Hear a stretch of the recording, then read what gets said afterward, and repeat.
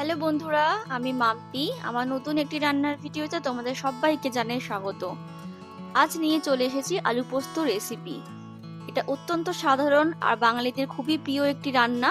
এই আলু পোস্ত খেতে কিন্তু আমরা প্রত্যেক বাঙালিরাই খুবই ভালোবাসি। এই রান্না করতে কিন্তু খুব একটা বেশি উপকরণ লাগে না, খুব সহজেই কিন্তু বানিয়ে নেওয়া যায়। তবে হ্যাঁ, তোমরা হয়তো আলু পোস্ত সকলেই বানাতে জানো। তবে যারা প্রথম প্রথম রান্না শিখছে বা কর্মসূত্রে বা বিশেষ কোনো কারণে যারা বাইরে থাকে বা ব্যাচেলারদের জন্য আজকের এই রেসিপি তোমাদের সাথে শেয়ার করব। এই আলু পোস্ত কিন্তু অনেকে অনেক রকম ভাবেই বানিয়ে থাকে, কিন্তু আমি কিভাবে বানাই আজ সেটাই তোমাদের সাথে শেয়ার করব। তাহলে চলো আজকের রান্নাটা শুরু করে ফেলি। আজকে রান্নার জন্য যে উপকরণগুলো লাগছে চলো সেগুলো আগে তোমাদের দেখিয়ে দিই। দেখো, এখানে আমি আলু কেটে রেখেছি। আলুগুলোকে এরকম ছোট ছোট পিস করে ডুমো ডুমো করে কেটে রেখেছি। আর আছে একটা কাঁচা লঙ্কা। এখানে একটা পেঁয়াজকে আমি ঝিরি করে কেটে রেখেছি। এখানে 3 চামচ পোস্ত আর 3টে কাঁচা লঙ্কা একসঙ্গে পেস্ট করে রেখেছি। তবে তোমরা কিন্তু তোমাদের ঝালের পরিমাণ বুঝে কাঁচা লঙ্কাটা ব্যবহার করবে। এখানে আছে নুন আর হলুদ গুঁড়ো। আর আজকে রান্নাটা করতে আমাদের সর্ষের তেল লাগবে। তাহলে এই হচ্ছে আজকে রান্নার উপকরণ। এবার গ্যাসের মধ্যে একটা কড়াই বসিয়ে দেবো আর কড়াইটাকে খুব ভালো করে গরম করে নেব। কড়াইটা ভালো করে গরম হয়ে গেলে এখানে দিয়ে দেবো সর্ষের তেল। তারপর তেলটাকেও একটু গরম করে নেব। তেলটা যখন খুব ভালো করে গরম হয়ে যাবে তখন খুন্তি দিয়ে এইভাবে তেলটাকে একটু কড়ার চারধারে স্প্রেড করে নিয়ে এখানে দিয়ে দেবো আগে থেকে কেটে রাখা আলু, আর তার সাথে দিয়ে দেবো স্বাদ মতো নুন আর হাফ চামচের মতো হলুদ গুঁড়ো। তারপর আলুর সাথে ভালো করে নুন হলুদটা মিশিয়ে নিয়ে খানিকক্ষণ নেড়ে চেড়ে আলুগুলোকে একটু ভেজে নেব। 1-1.5 মিনিট অন্তর অন্তর কিন্তু আলুগুলোকে ভালো করে একটু নাড়িয়ে চাড়িয়ে দিতে হবে, তা না হলে কিন্তু তলার আলুগুলো নিচে লেগে গিয়ে পুড়ে যাবে। এইভাবে খানিকক্ষণ একটু আলুগুলোকে যদি ভেজে নেওয়া যায় তাহলে কিন্তু রান্নার স্বাদ অনেক মাত্রায় বেড়ে যায়।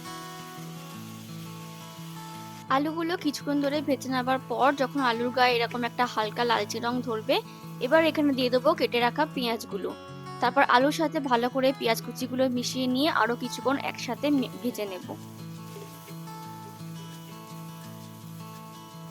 আমি আরো 2 মিনিট ধরে আলু আর পেঁয়াজগুলোকে একসঙ্গে ভেজে নিয়েছি। আর দেখো, দেখে বুঝতেই পারছো যে এগুলো ভালো মতো ভাজা হয়ে গেছে। এবার এখানে দিয়ে দেবো আগে থেকে বেটে রাখা পোস্ত। আর মিক্সিং জারে যেহেতু অনেকটা পোস্ত লেগেছিল তাই তার মধ্যে সামান্য একটুখানি জল দিয়ে সেটাও এখানে দিয়ে দিলাম। তারপর আলুর সাথে সমস্ত পোস্তটা ভালো করে মিশিয়ে নিয়ে কিছুক্ষণ একটু রান্না করে নেব। পোস্তর মধ্যে যে একটা কাঁচা গন্ধ থাকে সেটা যতক্ষণ না চলে যাচ্ছে। তারপর আমি আলুর সাথে সমস্ত পোস্তটাকে ভালো করে 2-3 মিনিটের জন্য একটু রান্না করে নিয়েছি। আর পোস্ত থেকে যে কাঁচা গন্ধটা সেটা একবারেই চলে গেছে, আর দেখো পুরো শুকিয়ে গেছে। এবার এখানে দিয়ে দেবো জল। আমি এখানে গরম জল ব্যবহার করেছি। আলুটা কিন্তু প্রায় অনেকটাই সেদ্ধ হয়ে গেছে ভাজতে ভাজতে। আর বাকিটা সেদ্ধ করার জন্য যেটুকু জল তোমাদের প্রয়োজন বলে মনে হবে সেই জলটা দিয়ে খুব ভালো করে আলুর সাথে নেড়ে চেড়ে একটু জলটাকে মিশিয়ে নেব।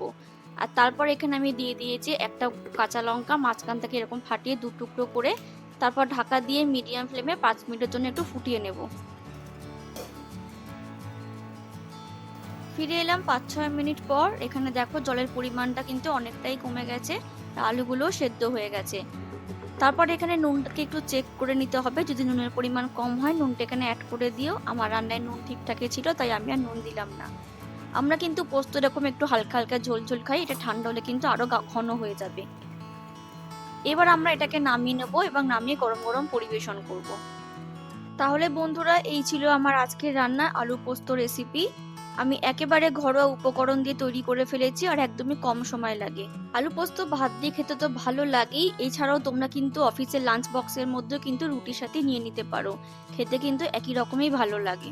আর এই রকম ঝাল ঝাল আলু পোস্তর সাথে যদি থাকে পাতলা মসুর ডাল, তাহলে তো কোনো কথাই নেই।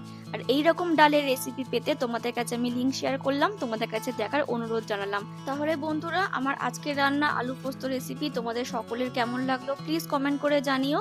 ভালো লাগলে একটা লাইক করে দিও আর আমার চ্যানেলটাকে সাবস্ক্রাইব করে দিয়ে আমার পাশে থেকো। দেখা হবে পরের অন্য কোনো একটা রান্নার ভিডিওতে। ততক্ষণের জন্য ভালো থেকো, সুস্থ থেকো এবং অবশ্যই সাবধানে থেকো। টাটা।